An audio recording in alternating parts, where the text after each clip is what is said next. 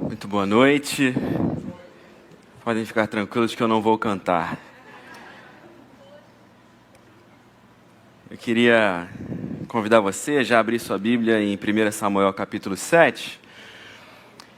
Hoje eu queria falar sobre uma fé consistente. Consistente igual um pudim bem durinho. Quem gosta de pudim aqui? Levanta bem alto a sua mão. Muito bem. Quem já fez um pudim aí bom? Quem já fez um pudim ruim? Que não deu certo? Muito bem. Bom, para você que não sabe, um pudim ele dá certo se você consegue equilibrar a quantidade de ingredientes da sua receita. Para você ter uma dica também, na hora de desenformar, não desenforme ele quente, senão ele esparrama, senão ele se quebra. Ele tem que estar durinho, ele tem que estar gelado para que a gente consiga desenformar e consiga aí, talvez no próximo domingo, trazer um pudim para o pastor. Fique à vontade para, se Deus tocar no seu coração. Mas a imagem do pudim é para trazer uma ilustração sobre a diferença de fé.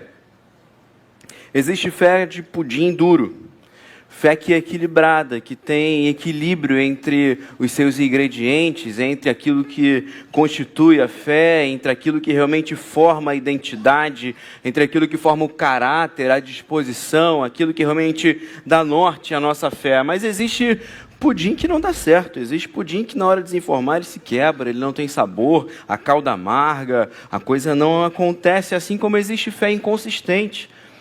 Fé que se apropria de coisas exageradas, fé que acaba desequilibrando no meio do caminho, fé que mistura um misticismo com algum pouco de conhecimento bíblico e outras crendices pelo caminho, fé que se mistura com um monte de coisa e por isso acaba sendo às vezes mais pedra de tropeço, mais um amontoado de culpas e dúvidas do que fé que leva a gente para frente, fé que dá chão para a gente pisar, fé que deixa a gente firme na hora da tempestade. E quando eu olho aqui para esse momento da nação de Israel, eu penso nesse exemplo de uma fé que acaba se tornando inconsistente. Nós estamos aqui num momento já de transição do período de juízes para a monarquia. Samuel é o último juiz. Você sabe muito bem que o livro de Juízes demonstra uma grande inconsistência, um momento ali de altos e baixos da fé de Israel, um momento em que o povo não é fiel, sempre se levanta um líder e, na verdade, a gente vai vendo que, ao invés de ter uma nação que é a nação do Senhor, o povo, ao invés de ter essa identidade, o povo vai dependendo de líderes que dão uma certa identidade de arrependimento para ele. Então a nação de Israel, de alguma forma, não se torna aquele povo de propriedade exclusiva de Deus, aquilo que Pedro diz que nós somos. E aí por isso eu abro um parênteses, você que é evangélico e continua a insistir que Israel é o povo de Deus, ainda mais hoje o Estado de Israel, você comete um grande equívoco. Você comete um grande equívoco porque nós somos o povo de propriedade exclusiva de Deus. Nós somos a nação santa. É aquilo que Paulo fala em Gálatas, capítulo 3, serve para nós hoje como grande Israel de Deus, como aqueles que se apropriam da promessa de Abraão em Gênesis capítulo 12. Nós somos o povo, nós somos o Israel de Deus, a igreja de Jesus é o Israel de Deus na terra, e por isso Israel, o Estado de Israel que existe hoje não tem nada a ver, ou tem a ver se apropria a partir da fé em Cristo, das bênçãos e das promessas de Jesus. O povo de Israel, na sua constituição, no seu desenrolar da fé, no seu desenvolver, desde a saída lá do Egito, não consegue permanecer consistente. E a gente vai ver que quando existe a transição para a monarquia, essa fé, essa identidade, ela é tão inconsistente, ela é tão pueril, que depois de um certo tempo, de 3 reis, o povo mesmo se divide, uma nação se divide, porque não tem consistência de identidade. Então eles não se identificam mais como um povo único e se dividem em norte e sul, e a gente sabe como isso acaba. Acabam em invasões de povos, impérios da época, e a nação de Israel se desfaz e se espalha até que a gente retoma a história bíblica com Jesus. Bom, nós não queremos ter uma fé inconsistente, eu acredito. Eu acredito que nós queremos, quando sairmos daqui, sermos identificados como cristãos. A gente quer, quando sair daqui, ter as nossas virtudes, os nossos princípios. Nós queremos sair daqui certos de quem somos. Nós queremos ter a nossa fé e que isso forme o nosso interior e isso seja demonstrado também no exterior. É por isso que eu queria trazer, a partir desse texto, algumas características de uma fé inconsistente e uma fé consistente, para que a gente saia daqui edificado, a refletir sobre aquilo que nós temos vivido. Então, leia comigo, por favor, 1 Samuel capítulo 7, eu vou ler a partir do verso 2. Diz assim: a arca da aliança, permaneceu em Quiriate-Jearim muito tempo. Aqui, a arca tinha sido levada pelo povo filisteu. Você sabe que a arca, quando está lá no território filisteu, eles têm diversos problemas e eles querem se livrar da arca e eles devolvem a arca para Israel. Foram 20 anos, todos os israelitas buscavam o Senhor com súplicas. Então Samuel disse a todos os israelitas: se vocês querem voltar-se para o Senhor de todo o coração, livrem-se então dos deuses estrangeiros e das imagens de Astarote, consagrem-se ao Senhor e prestem culto somente a Ele, e Ele os libertará do poder dos filisteus. Assim, os israelitas se livraram dos Baalins e das imagens de Astarote e começaram a prestar culto somente ao Senhor. Samuel prosseguiu: reúnam todo Israel em Mispá e eu intercederei ao Senhor em favor de vocês. Quando eles se reuniram em Mispá, tiraram água e derramaram diante do Senhor. Naquele dia, jejuaram e ali disseram: temos pecado contra o Senhor. Foi em Mispá que Samuel liderou os israelitas como juiz. Quando os filisteus souberam que os israelitas estavam reunidos em Mispá, os governantes dos filisteus saíram para atacá-los. Quando os israelitas souberam disso, ficaram com medo por causa dos filisteus e disseram a Samuel: não deixes de clamar por nós ao Senhor, o nosso Deus, para que nos salve do poder dos filisteus. Então Samuel pegou um cordeiro ainda não desmamado e o ofereceu inteiro como holocausto ao Senhor. Ele clamou ao Senhor em favor de Israel e o Senhor lhe respondeu. Enquanto Samuel oferecia o holocausto, os filisteus se aproximaram para combater contra Israel. Naquele dia, porém, o Senhor trovejou com um fortíssimo estrondo contra os filisteus e os confundiu, sendo derrotados por Israel. Os soldados de Israel saíram de Mispá e perseguiram os filisteus até um lugar abaixo de Bet-car, matando-os pelo caminho. Então Samuel pegou uma pedra e a ergueu entre Mispá e Sem e lhe deu o nome de Ebenezer, dizendo: até aqui o Senhor nos ajudou. Que Deus fale ao nosso coração a partir dessa palavra. Se a gente pega a sequência do texto de Samuel aqui, quando há ali o chamado de Samuel, o autor começa o texto, se eu não me engano, no capítulo 3, dizendo: olha, e naquele tempo não havia profecia em Israel, naquele tempo não havia a voz do Senhor em Israel, era um tempo de uma esterilidade espiritual. Era um tempo em que aquele povo que se identificava como o povo de Deus, e como eles mesmos falam aqui, olha, o nosso Deus, esse povo que se achava dono de Deus, na verdade não ouvia Deus há algum tempo. E então há aqui algumas guerras, ou pelo menos duas guerras. Uma primeira guerra com os filisteus, em que eles se acampam num lugar que o texto bíblico dá com o nome de Ebenezer. E para você não se confundir, esse texto acaba com essa ideia de Ebenezer, o nome de Ebenezer daquele lugar, um outro lugar. Naquela primeira batalha em Ebenezer, o povo havia perdido. Agora, nesse Ebenezer, Samuel está reconhecendo a ajuda de Deus, porque Ebenezer não significa até aqui nos ajudou o Senhor. Ebenezer significa pedra de ajuda. Então, às vezes a gente fala, não, Ebenezer até aqui nos ajudou o Senhor. Não, Ebenezer não significa isso. A expressão hebraica significa pedra de ajuda. Então, nessa primeira Ebenezer, nesse primeiro lugar, o povo de Israel se coloca numa batalha contra os filisteus e eles perdem essa primeira batalha. Ao perderem essa primeira batalha, a primeira coisa que vem à mente deles é: nossa, por que o nosso Deus nos abandonou e nós não ganhamos essa batalha? E então os líderes ali, os guerreiros, eles pedem para que a arca da aliança seja trazida de Siló, onde a arca ficava, para que numa nova batalha contra os filisteus, a arca estivesse ali à frente ou no meio da guerra. Pois bem, o que acontece é que a arca vem de Siló e eles vão novamente para uma batalha contra os filisteus, e eles perdem, e dessa vez a batalha é pior ainda, a derrota é pior ainda. Eles perdem mais de 30 mil soldados e os 2 filhos do sacerdote Eli morrem. E eles voltam de uma forma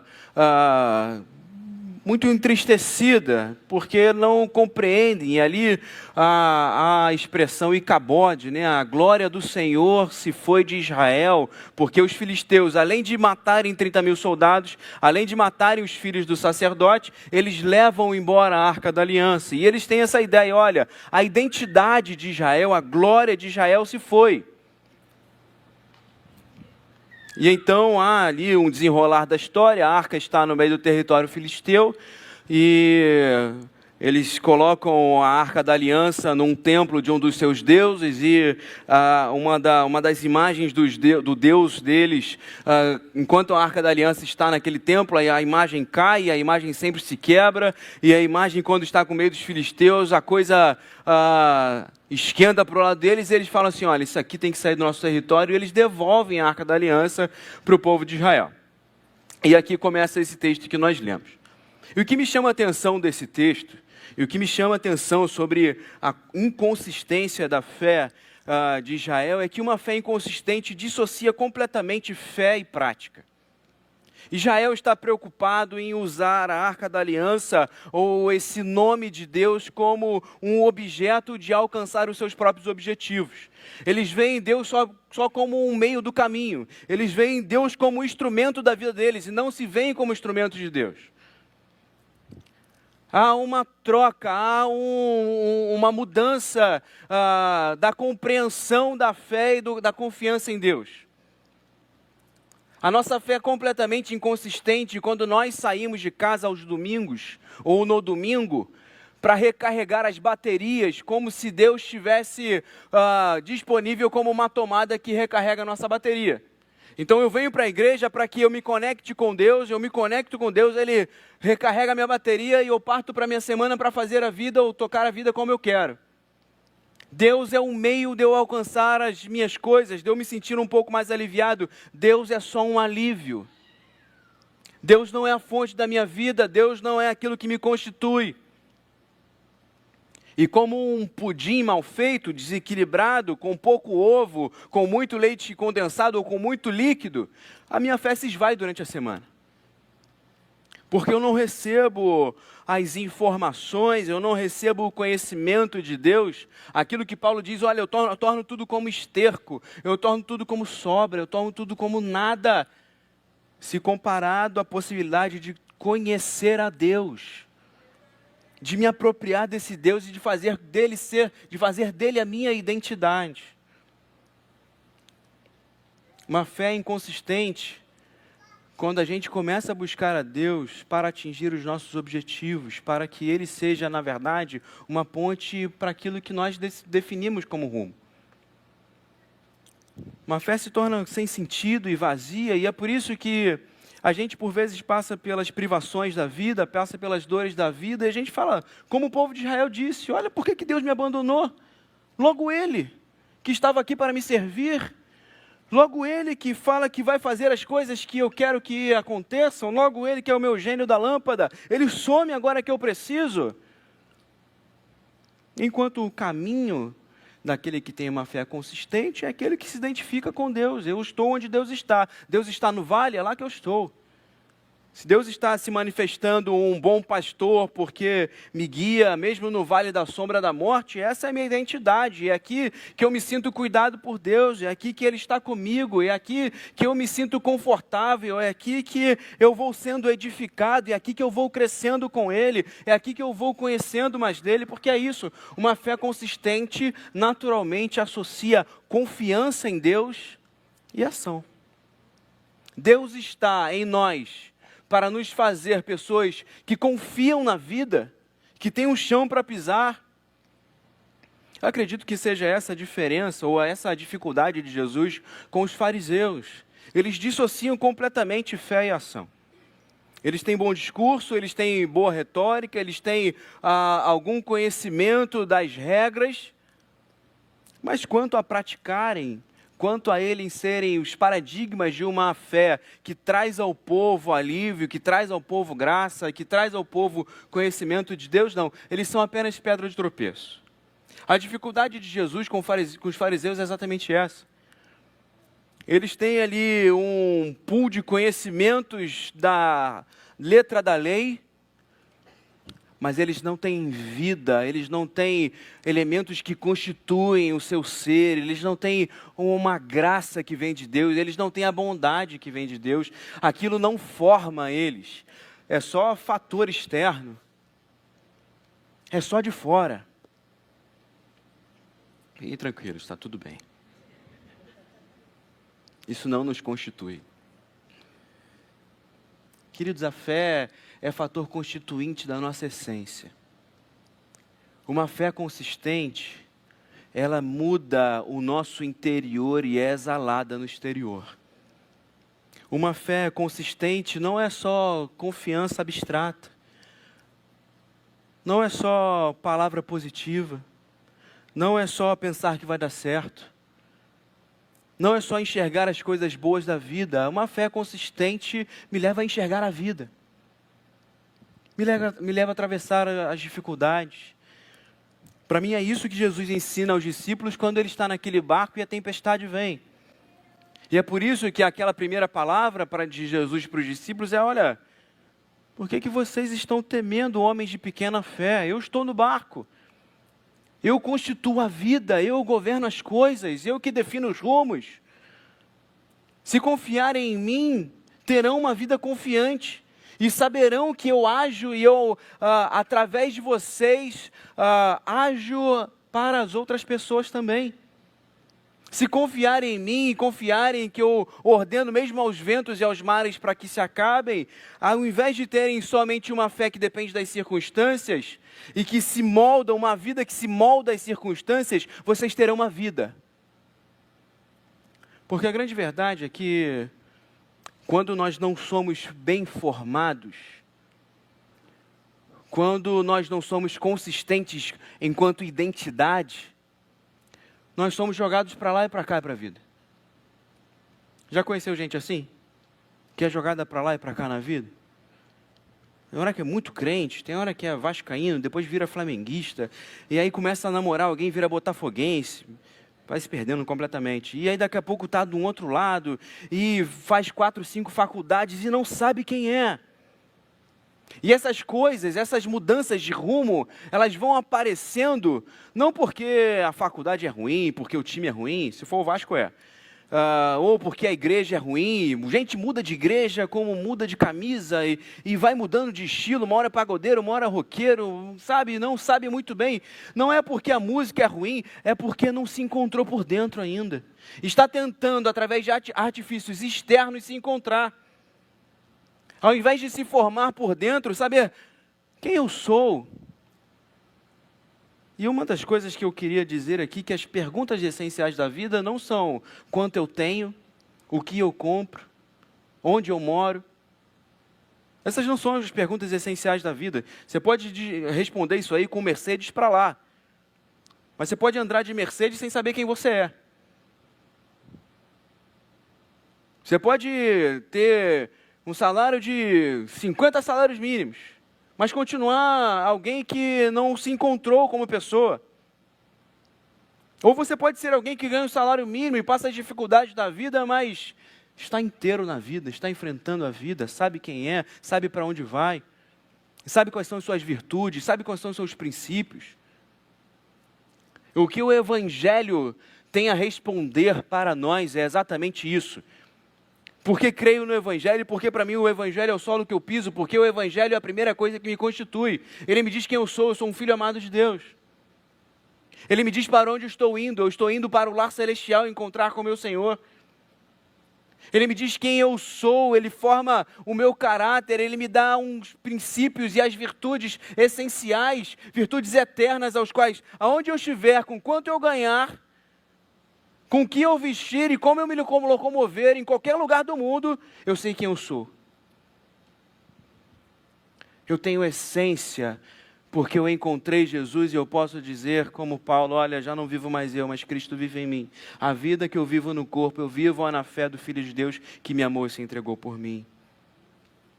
Querido, querida, você pode estar enfrentando o vale da sombra da morte, mas você não pode se esquecer de quem você é. No vale da sombra da morte, você pode continuar sendo bondoso e gracioso com as pessoas. No meio das dificuldades da vida, você pode continuar tendo a essência de Cristo, o caráter de Cristo, e continuar sendo uma pessoa que ilumina onde você está. Se Deus tem permitido que você caminhe por lugares difíceis, é lá que você precisa iluminar, é lá que você é sal e luz. É lá que você é discípulo de Jesus. É lá que você tem um Deus que cuida de você. Você não muda pelos lugares que você ocupa, entende? Você tem uma fé consistente no Senhor. A vida muda, as circunstâncias mudam. E isso faz parte de um Deus que é justo e faz nascer o sol e a chuva vir sobre justos e injustos. Mas a grande verdade é que nessa terra quem é justo permanece justo. Quem é do Senhor e confia nele permanece para sempre nele. E é isso que Israel faz.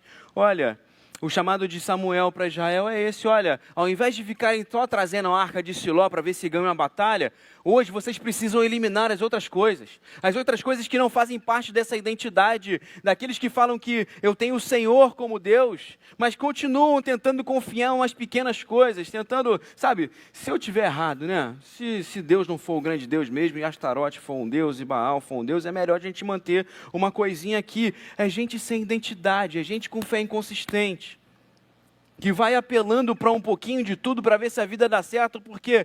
Porque ainda está vendo na divindade um caminho para a vida que definiu. Encontrar com Cristo não é isso, querido.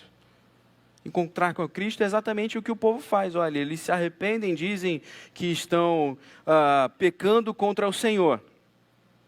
E ali Samuel começa o seu período de liderança, é isso que o texto diz. Mas é bem interessante que eles estão começando a tentar encontrar uma identidade, eles se arrependem, parece que Israel finalmente vai dar certo. Parece que agora a semente caiu em bom terreno e não vai vir nem passarinhos, nem os espinhos vão sufocar a terra. Só que é só continuar ali que você vê o que acontece. Eles continuam com medo de seus objetivos não darem certo. Eles continuam vendo Deus como um meio do caminho, eles continuam vendo Deus como um instrumento para a vida deles. E eles, enquanto estão reunidos, o texto diz que os filisteus se reúnem para atacar Israel. A primeira coisa que eles têm é medo. Não que a gente não possa ter medo, mas eles estão aqui exatamente num momento de reencontro com aquilo que para o Antigo Testamento é natural, com o seu Deus dos exércitos, o Deus que vai à frente da batalha. E é interessante que, se você for ler em casa os capítulos anteriores, quando a arca está no meio do povo filisteu, o próprio povo filisteu lembra, olha, esse Deus deles é o mesmo Deus que tirou eles da terra do Egito. Eu tenho que tirar eles daqui, porque se esse Deus está se manifestando contra nós, olha, é melhor a gente não enfrentar esse Deus. O povo filisteu teme a Deus, e o povo de Israel não teme a Deus. Sabe por quê? Porque uma fé inconsistente nunca enxerga misericórdia e segurança. Uma fé inconsistente sempre está trabalhando com um senso de culpa e dívida. Sempre está olhando para a vida como se houvesse mais um tropeço à frente. Não consegue ver a vida com alguma forma confiante, não consegue encarar de frente mesmo os obstáculos que estão diante de nós. Uma fé inconsistente está sempre com medo de não dar certo. Sempre teme, sempre está preocupado, sempre acha que Deus vai castigar, porque tem uma frase do pastor Ed Renekiewicz, no livro Vivendo com Propósito, quando ele está trabalhando no sentido de imago Dei, ele diz que o conceito de Deus que temos forma o nosso conceito de homem. Quando o texto bíblico diz que nós somos imagem e semelhança de Deus, aquilo que eu acho de Deus, aquilo que eu penso sobre Deus, é aquilo que naturalmente eu vou pensar sobre mim. Se eu sou imagem e semelhança de Deus, se eu penso num Deus que é carrasco, que é alguém punidor, que é alguém que está olhando para baixo, procurando a quem tragar, que está olhando para baixo, contabilizando os meus pecados, eu sempre como homem, como ser humano, vou me sentir assim diante de Deus. Será que Deus está olhando os meus pecados? Será que Deus colocou no caderno dele o que eu falei, o que eu fiz hoje?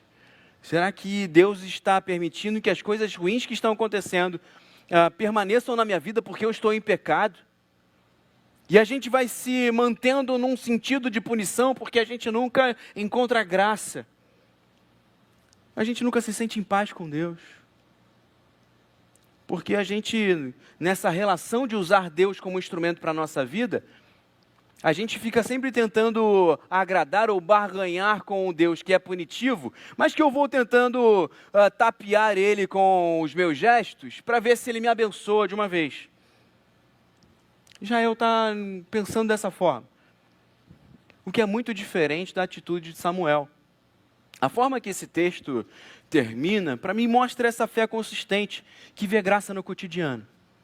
Enquanto uma fé inconsistente nunca enxerga misericórdia e segurança, uma fé consistente vê graça no cotidiano. Porque a frase de Samuel, mesmo depois da nação de Israel ter perdido 2 batalhas, ter perdido 30 mil soldados, ter enfrentado um período momentâneo sem a Arca da Aliança, a expressão de Samuel é: olha, esse lugar que nós vencemos essa última batalha, esse lugar sim é pedra de ajuda. Porque até aqui, durante a nossa história toda, até aqui nos ajudou o Senhor. Porque uma fé consistente enxerga graça. Olha, a gente está passando um período de luta e dor, mas a gente está aqui, Deus está conosco. E se não tem sido da forma que nós esperávamos, se nós não ganhamos as batalhas que pensávamos que tínhamos que ter ganho, olha, até aqui nos ajudou o Senhor, existirão outras batalhas, e se Deus quiser, Ele for à nossa frente, Ele nos dará a vitória certamente. Essa dissociação de fé e prática, essa ideia de não encontrar segurança, para mim, é muito bem descrita quando Jesus está já se despedindo dos seus discípulos e diz: olha, aquele que me ama, aquele que tem relação comigo, e amor é fator constituinte da nossa fé. Amor é fator constitutivo da nossa fé. Amar a Deus é fator constitutivo da nossa fé. Aquele que me ama, aquele que se identifica comigo, parte disso, é o que me ama. Aquele que me ama e que tem relacionamento comigo, aquele que tem fé consistente. Então veja, não é aquele que está dando o maior dízimo, não é aquele que faz as maiores coisas, não é aquele que faz os jejuns mais prolongados, nem que tem as melhores retóricas. Aquele que me ama. Jesus resume: obedece aos meus mandamentos. E a ideia de obediência de Jesus espelha a minha vida. Aquele que se relaciona comigo naturalmente espelha a minha vida, porque vê graça cotidiana. Se vê graça todo dia, é graça para o outro. Se vê bondade todo dia, é bondade para os outros. Se vê amor todo dia e reconhece o amor de Deus todo dia, ama todo dia. É muito diferente de quem tem fé inconsistente e reproduz um monte de letra da lei e perturba um monte de gente, porque não vê graça. Continua não vendo misericórdia e segurança e por isso continua apedrejando mulheres, continua separando samaritanos, continua não abraçando leprosos, porque não vê graça no cotidiano. Não tem uma fé consistente, não tem uma fé sólida. Está com medo de perder a fé, está com medo de perder as doutrinas, está com medo de errar, porque não vê graça. Não tem espírito, não tem dom de Deus, não tem fruto espiritual, só vê lei, só vê um Deus externo, só vê um Deus que não o forma por dentro e por isso transborda por fora. Eu creio que um dos maiores perigos da igreja não é deixar de ter um templo grande e confortável, não é deixar de ter boa música, não é deixar de ter um bom som. Um dos maiores perigos da igreja é perder sua identidade. De você perder sua identidade porque você é igreja comigo. Um dos maiores perigos é a gente começar a ver a igreja como um lugar em que a gente alcança coisas, ao invés de identificar a igreja como o corpo de servos de Jesus. Eu me incomodo um pouco, sendo um pouco sincero, quando a gente tem mais fila de espera para ir ao cinema, enquanto nós temos déficit de voluntários em serviço das nossas coordenadorias. Isso é um erro de identidade muito grande, queridos. Porque a igreja vira mais uma ação no mundo de entretenimento, a igreja vira mais um lugar de entretenimento para a gente. A gente quer ter um lugar em que alguém fala bem, que alguém canta bem, em que a gente senta com bons amigos. Sorte que a gente não bebe. Se tivesse um chopinho aí, dependendo, até o pessoal ia. Porque a gente vem se entreter e a gente não se sente convocado por Deus para servir. E a gente não vai se identificando como servos de Jesus. E aquilo que era fator constitutivo da nossa fé, esse amor que nos impulsiona ao serviço, que naturalmente me faz descobrir um dom, me faz me associar a pessoas, me faz comprar ideias, me faz me envolver em projetos, isso vai perdendo na gente, porque a gente está aí tentando responder quanto eu ganho, onde eu moro, como eu me locomovo, quais são as marcas que formam, que vestem o meu corpo, e a gente responde isso tudo, preocupado se meu filho vai para a faculdade, se meu filho vai estar num bom mercado de trabalho, mas a gente não está preocupado em formar uma geração de adoradores. Muita gente vem, acho que é John Stott que fala isso, muita gente vem para o templo cantar, mas pouca gente sai da igreja para servir. Muita gente vem aqui louvar e adorar a Deus, mas quantos de nós temos saído daqui com a consciência de que esses adoradores que cantaram no domingo são aqueles que servem ao Senhor lá fora, são aqueles que servem ao Senhor em cada movimento da igreja. Quando a nossa fé é inconsistente, não há um senso de pertencimento a tudo aquilo que a igreja tem feito, gente. Você se sente um pouco escanteado? Você acha que os trabalhos das coordenadorias são das coordenadorias? Olha, está na hora de você se identificar como igreja.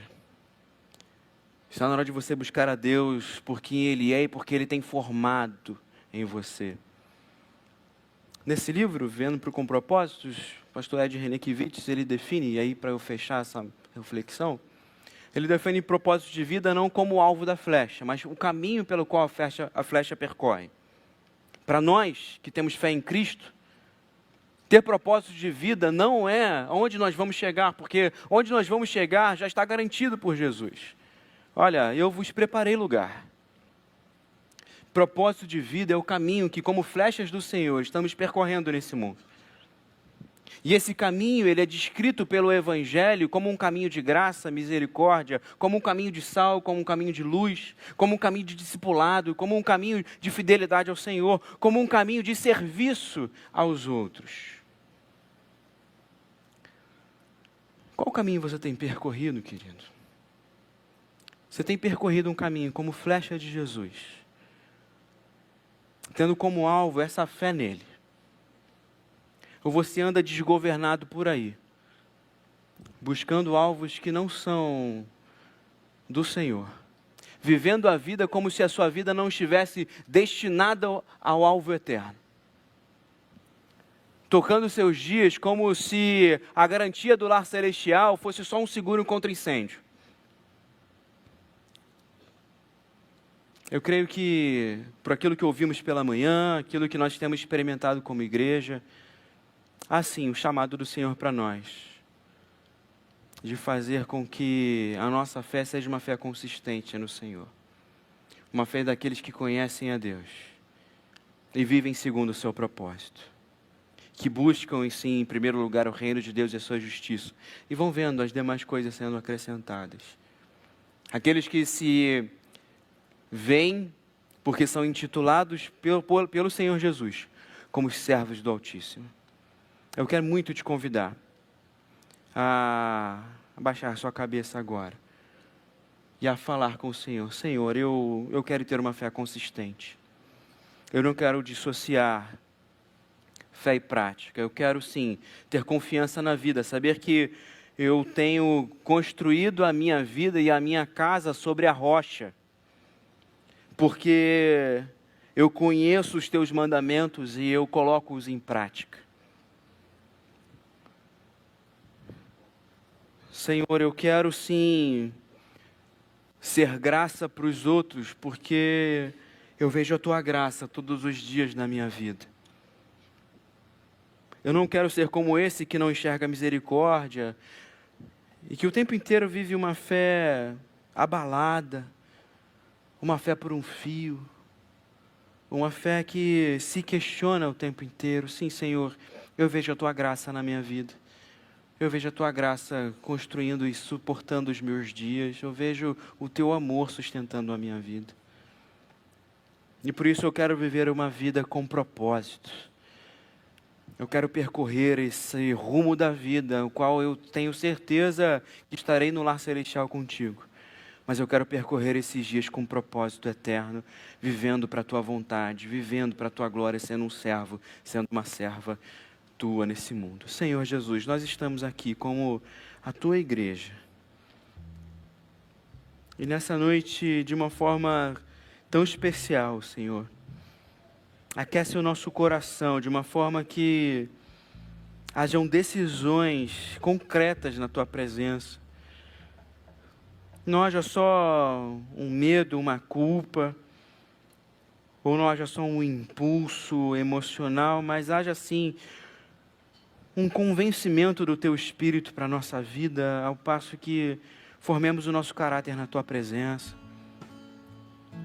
formemos a nossa identidade na Sua presença.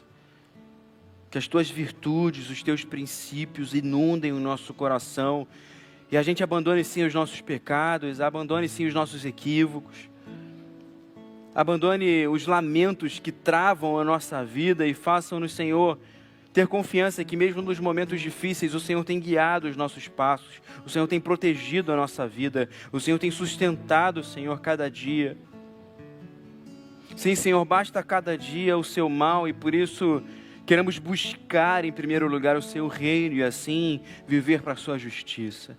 Queremos exalar o Seu bom perfume, queremos ser a Tua igreja, uma comunidade de servos, uma comunidade que Te adora, que canta alegremente, mas uma comunidade que estende a mão, que acolhe, que vê transformação, que prega salvação. Nos dá, Senhor, a Tua vida. Nos dá, Senhor, o Teu Espírito e que assim cada um de nós e cada família aqui possa experimentar, Senhor, dessa presença e dessa vida que satisfaz. Que não estejamos, Senhor, correndo atrás do vento, fazendo da nossa vida uma correria atrás do nada, mas que no Teu nome nós possamos cumprir propósitos eternos aqui. Essa é a nossa oração, Deus, em nome de Jesus. Amém. E amém. Vamos ficar de